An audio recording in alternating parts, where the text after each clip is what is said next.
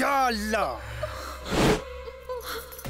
Yeah అల్లా yeah అల్లా yeah అల్లా బాబారా నీ దయ్యం వదిలిచ్చు.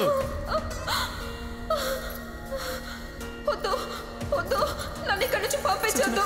సంజన ఏమైంది సంజన? నన్ను ఇక్కడి నుంచి పంపించాలని చూస్తున్నారు. నన్ను ఇక్కడి నుంచి పంపించొద్దని చెప్పు, అతను వెళ్ళిపోమని చెప్పు. ఎవరా నువ్వు? ఏం చేస్తున్నావు సంజనని? ముందుకు నుంచి బయటికి వెళ్ళు. ఇక్కడి నుంచి వెళ్లాల్సింది నేను కాదు, ఈ అమ్మాయిని పట్టి పీడిస్తున్న ఆత్మ. ఏంటి నువ్వు చెప్పేది? అవును, ఇక్కడున్న ఈ అమ్మాయి సాధారణమైన అమ్మాయి కాదు. ఈ అమ్మాయిని ఒక ఆత్మ పట్టి పీడిస్తోంది. ఆత్మనా? ఇదేంటి ఇష్టరా? అంటే సంజనకి దయ్యం పట్టిందా? అవును, దయ్యం పట్టింది. వద్దు వద్దు, నన్నేం చెయ్యొద్దు.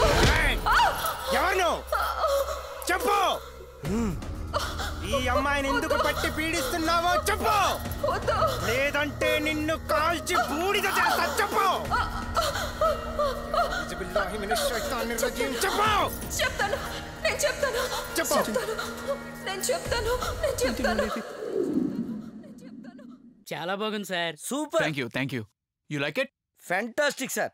సార్, ఈ సాంగ్ని సుజాత మేడంతో పాడిస్తే జనం అబ్బబ్బబ్బబ్బ మెలికలు దిగిపోతారు సార్. లేదా షో, ఈ సాంగ్ వర్జిన్ వాయిస్ తో పాడిద్దాం అనుకుంటున్నా. ఏం సార్, అంటే పెళ్ళైన వాళ్ళు పాడకూడదా సార్? వర్జిన్ అంటే అది కాదయ్యా, ఓ ఫ్రెష్ వాయిస్ అని అర్థం.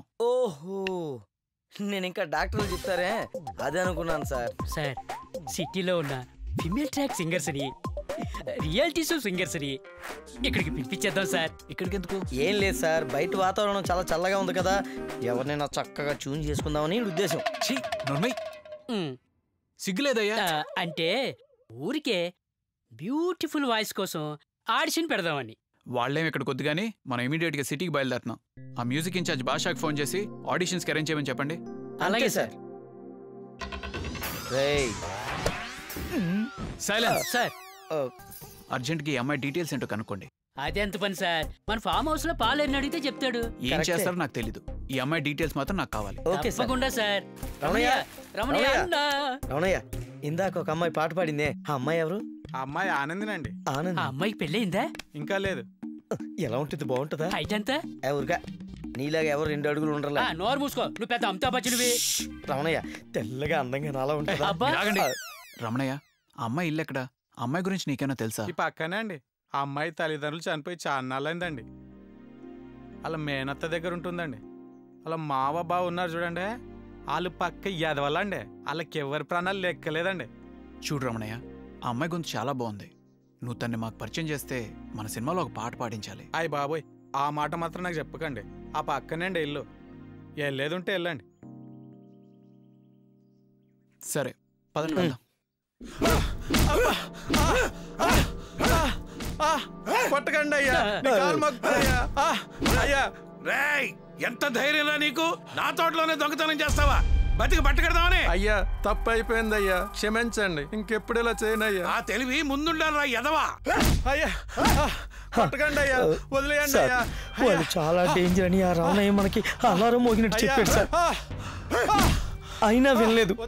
చూడండి సార్, మన కళ్ళ ముందే నరకం ఎలా కనబడుతుందో. పదండి సార్, వెళ్ళిపోదాం.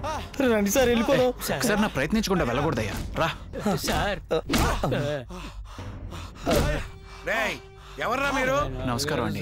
నమస్కారం నమస్కారం. ఇంతకు ముందు మిమ్మల్ని ఎప్పుడు ఇక్కడ చూసినట్లేదు. ఏం పని మీద వచ్చారు? నా పేరు రవిప్రకాష్, మ్యూజిక్ డైరెక్టర్ని. వీళ్ళిద్దరు నా అసిస్టెంట్. అయితే ఏంటయ్యా? ఇందాక ఒక అమ్మాయి పాట పాడడం విన్నాం, చాలా బాగా పాడింది. ఎవరు అని ఆరా తీస్తే తను మీకు కాబోయే కోడలని తెలిసింది.